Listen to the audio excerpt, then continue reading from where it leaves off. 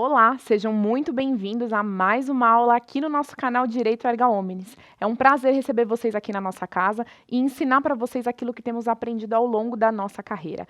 Aqui comigo, professora Marcela Magno, vocês vão estudar sobre direito tributário e processo tributário. E com a professora Helenilda Rufino, vocês vão estudar sobre direito do trabalho e processo do trabalho. Então, se você ainda não segue a nossa página, se inscreva, ativa os sininhos para vocês não perderem as aulas, tá bom?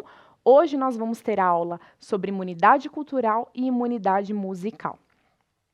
Como você já sabe, meu nome é Marcela Magno, eu sou advogada tributarista, especialista em direito tributário, mestranda em direito constitucional e processo tributário pela PUC São Paulo. Eu estava aqui procurando a minha caneta, vocês prestaram atenção nisso, né? Então eu deixei aqui também nesse vídeo as minhas redes sociais para você seguir. Lá a gente também compartilha com vocês um pouco sobre a nossa matéria de Direito Tributário e Processo do Trabalho. E, mais uma vez, não esqueça de se inscrever no nosso canal Direito Erga Omnes, tá bom? Vamos lá, sem mais delongas, partir para a nossa aula de hoje. Nós vamos falar sobre imunidade cultural e imunidade musical, ok? Então, como a gente sempre fala aqui, letra da lei. Vamos lá ver o que a Constituição Federal fala a respeito dessas imunidades. Vamos começar pela imunidade cultural. Aonde que ela está prevista, professora? Lá no artigo 150, inciso 6º, a linha D da Constituição Federal, lembrando aquilo que a gente fala em todas as aulas, todas as vezes que forem fazer a fundamentação disso em prova de OAB, sempre combinar com o artigo respectivo, tá? E qual que é nesse caso? O artigo 150, parágrafo 4º da Constituição Federal. Então, vamos para a leitura do texto constitucional. Artigo 150.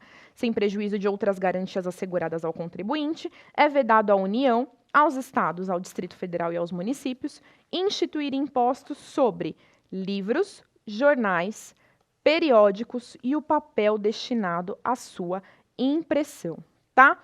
E por que a Constituição Federal ela preveu essa imunidade, né?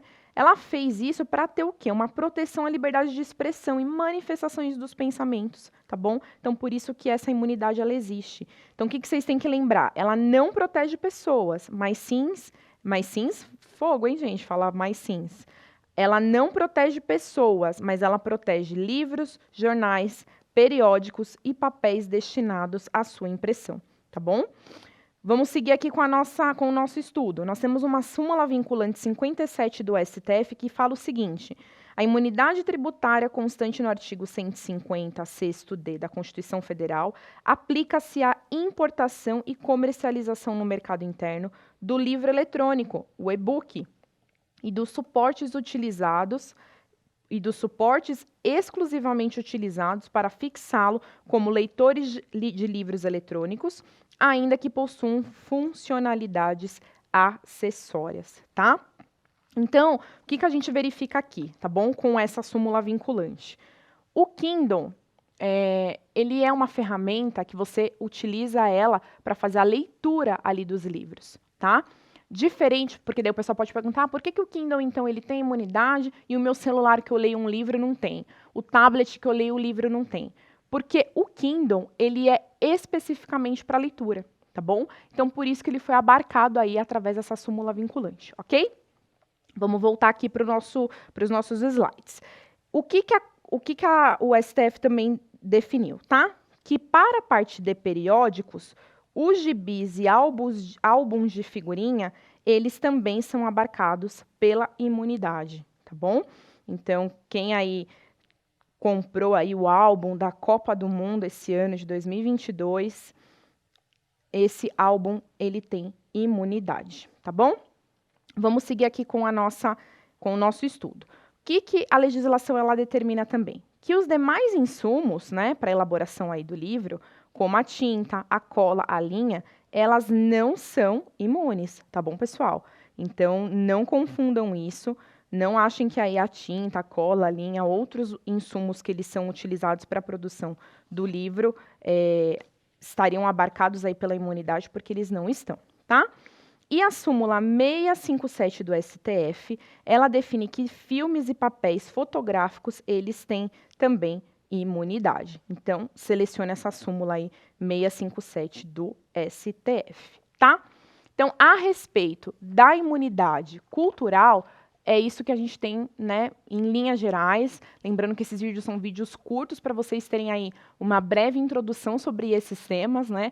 Lá no mestrado, quando a gente vai estudar esses temas, né, além de termos que fazer aí leituras de muitos doutrinadores, fichamento sobre a matéria, discussão ali em sala de aula, de jurisprudência, dos textos do que os autores defendem, aqui a gente dá uma pincelada para vocês realmente, para vocês terem uma noção introdutória do tema, tá bom?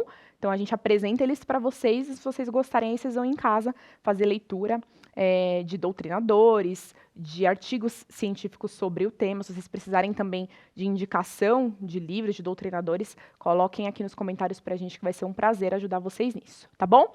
Então agora vamos partir para a imunidade musical fonográfica. Vamos de novo para o texto constitucional.